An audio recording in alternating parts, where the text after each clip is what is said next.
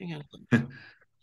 Okay, got it. We're racing once again in episode 170 of Fine Music to say hello before the screen share begins. You know why? That's because Jim Bobway has something to share. Any second now. Okay, Go ahead, any Jim. second now. Share screen. Here we go. And there it is. We have another virtual playlist compiled by yours truly. And it's a short list of long songs. It's not the shortest list in history, and they're not the longest songs in history. But Oh, it's God. a short list of long songs that I just really like. And it starts with one of my all-time favorites, Billy the Mountain by Frank Zappa and the Mothers of Invention. This particular version was recorded live at UCLA, and it's on Just Another Band from LA.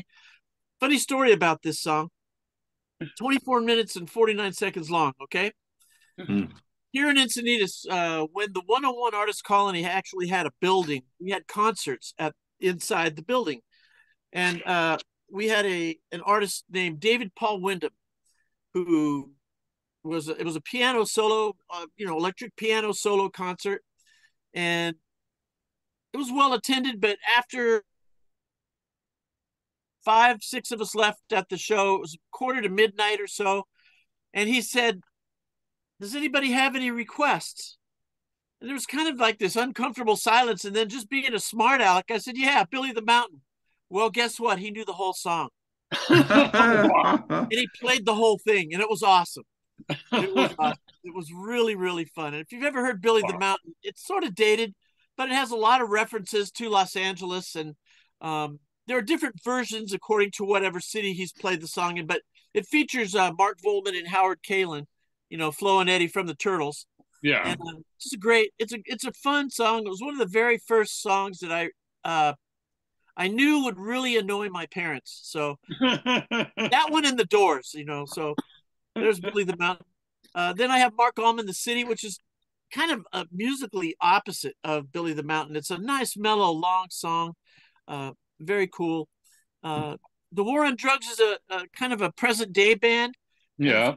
If you've ever heard Thinking of a Place, it's just a really nice little melodic journey into this netherworld. I think, Don, you would really like it. It's progressive. It's just really nice.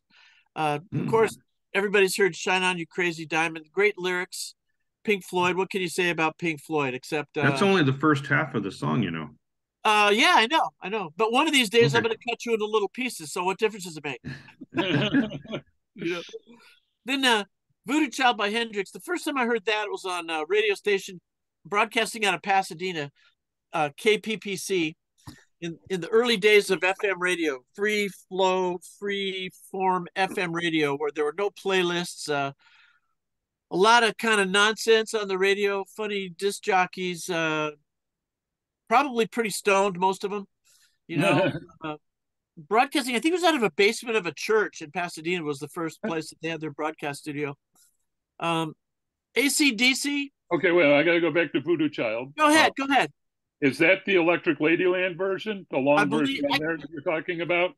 I don't remember which one I put up there. However, I think there are also various live versions floating around, of course. I'm looking. Oh, wait.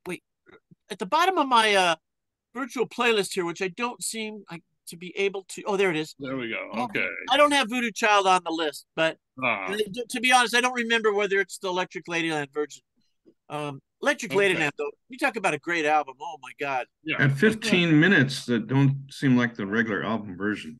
Well, no, it's on the first album, the first side one of Electric Ladyland, and it's got Jack Cassidy 15. Of Jefferson Airplane on bass, and I forget who's on drums, and it's just a late night jam session they did.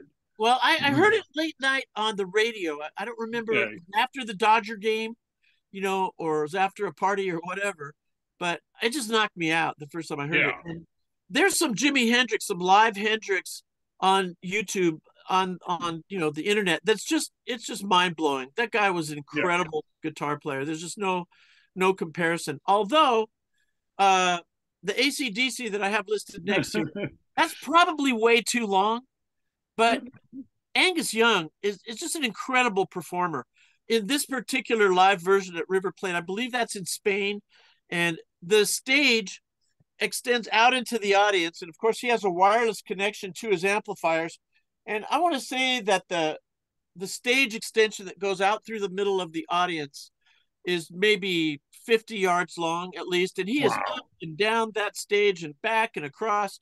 And if you don't want to watch the whole thing, watch the first 4 or 5 minutes of that recorded version and watch the audience. I don't think I've ever seen an audience that was so into the music as that audience is. No matter how you feel about AC/DC, I think it's worthwhile watching, listening, And then you have a band that people that I grew up with made a lot of fun of, Grand Funk Railroad. I don't even remember why they made fun of them, but I just really like this song, kind of 70s. It's dated, but it's one of those songs that talk about it, an earworm. If you get that in your head, it's not as bad as It's a Small World from Disneyland, but the Chambers Brothers, there are a variety of versions online. You can see the one on that they performed live on Ed Sullivan. It's much shorter than the 11-minute version, but I didn't get to see them, but got to hear them. There's a place in Norwalk, used to be in Norwalk, I don't know if it's still there, called the Golden West Ballroom. And my friends and I found out that the Chambers Brothers were playing there, and Journey was going to be the opening actor. I can't remember which one opened for who, but we stood outside of the stage door in the back and really enjoyed listening to the Chambers Brothers. When you see a live recording of that band, I think it really gives a clear appreciation of the lead vocalist. I don't remember his name. I bet his last name is Chambers, though. Anyway, we also have a local San Diego band. There's a bunch of different versions of this. This song was featured in the movie, I think it was called Porky's. Oh. And David Gonzalez, who is the lead guitar, he's the guitar player. It's a power trio. You have a drummer, and then a stand-up acoustic bass player. And these guys really know how to put on a show. David Gonzalez plays an amazing guitar. There's some great solos. If you get a chance to pull up the Paladins, also pull up any live recording from the Belly Up. That's pretty much their home venue. It's right down the street here in Solana Beach. And if you ever get a chance to see them in person, it's a really great show. They put on a great show. Speaking of great shows, it's a little different than the other things that I have listed here. Bootsy Collins, this live version of Save What's Mine for Me and I'd Rather Be With You. He's a really interesting dude, man. He's got some really positive messages for his audience in this number.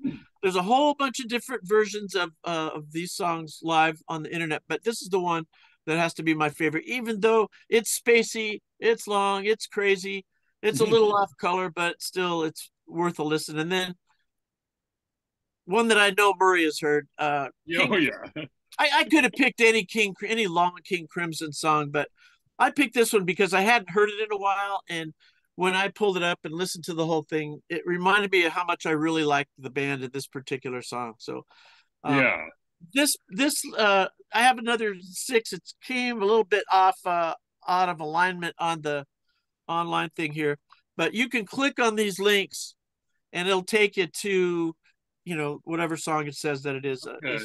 Oh, I forgot "Rockin' in the Free World" by Neil Young and Crazy Horse. There's also a whole bunch of different live versions of that. And one of the most fun parts of listening to those live recordings is at the end when he just doesn't quit. There'll be a reprise and a reprise and a reprise and a reprise. Keep on rocking in the free world. The audience is really with them. And if you like crazed, insane guitar, Neil Young is your guy. Yep. So that's pretty much my short list of long songs. Okay. Well, I throw in a couple of comments on Lark's Tongues. Good. Because, obviously, there's the original, and then there's like part 2, part 3, part 4. It's something that whatever version of King Crimson there was, they pretty consistently played it in concert. And if it was, slightly different, then he'd make this one Lark's Tongues and Aspect part 3.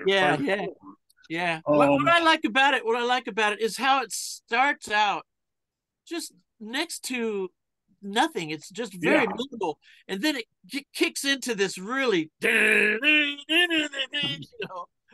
is a really good counterpoint, all the way through. Very, very interesting composition, that's for sure. Yeah. I also saw once Robert Fripp and the League of Crafty Guitarists, which was like 24 guitarists, 24 acoustic guitarists on stage. Holy cow. Doing the whole like Frippertronics, different melody lines mixed, blending in. But for the end of their show, they played Lark's Tongue and Aspect on 24 acoustic guitars. Man, like I've said before, I don't know what would it be like to be at a King Crimson rehearsal, a practice, Oh, God. How the heck do these guys practice that stuff? Yeah, I would not want to be part of that. That would. What was the name? And what was the name of the band that Robert Fripp has with his wife? I don't know if they have a band name. It's just Sunday brunch with Robert, or something like that. Yeah, those are really fun.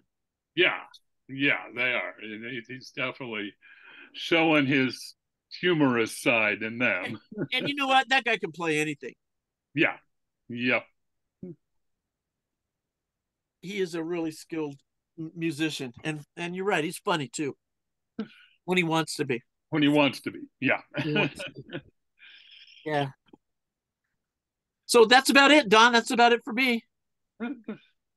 Stay tuned for Long Songs Part 2, 2 episodes from now.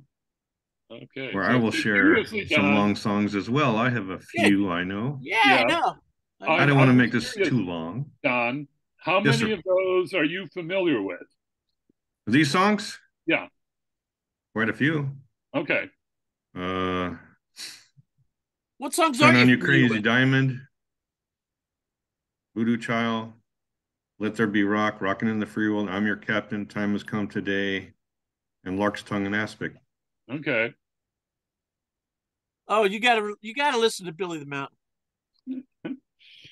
Yeah, that's on number 1 on my list now. Yeah, and the Mark Almond song is really cool too. It's really nice piece of music. Yeah, I have to always remember which Mark Almond it is. No, there's more than one. Yes. MARK and MARC. Oh, I didn't know that. Yeah, MARC, he was the lead vocalist in Soft Cell. Right. And he enjoyed making 10-minute versions too. He has an 11-minute version of Voodoo Child. Oh, really? But it's like 80 synth. How about Thinking of a Place by the War on Drugs? Have you heard that? Of all the ones on the list, I think that's the one you might like the most.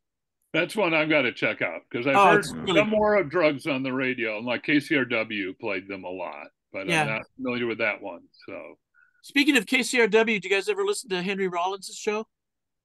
Yeah, I used to all the time when I could. It was often on when I was leaving work on Sunday nights. Yeah, I stopped listening to the radio in the 80s. Well, Henry Rollins' show is kind of a throwback to those freeform FM days. Yeah, and he plays. You'll hear a lot of new music. He's he's famous for playing new music. Yep. I won't say he's the Rodney Bingenheimer of today because I don't know if there's any such thing. But he gives new bands exposure, airplay, in a really cool way. By the way, concert that's happening at the Belly Up here in Solana Beach coming up in February 13th is Jesse Colin Young, if anybody's interested. Oh, wow. Tickets are $37, which is pretty reasonable these days, and it's a sit-down show.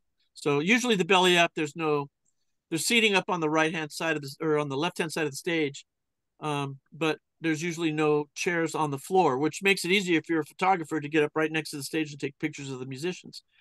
But this is a sit-down show, so and it's first come, first served, no reserved seats. Oh, wow. So typical. I've been to those. Yeah. At the Roxy. Okay. That concludes. That's it. Episode 170 of Fine Music. I will not reveal what is to come, but stay tuned. Good. Looking forward to it.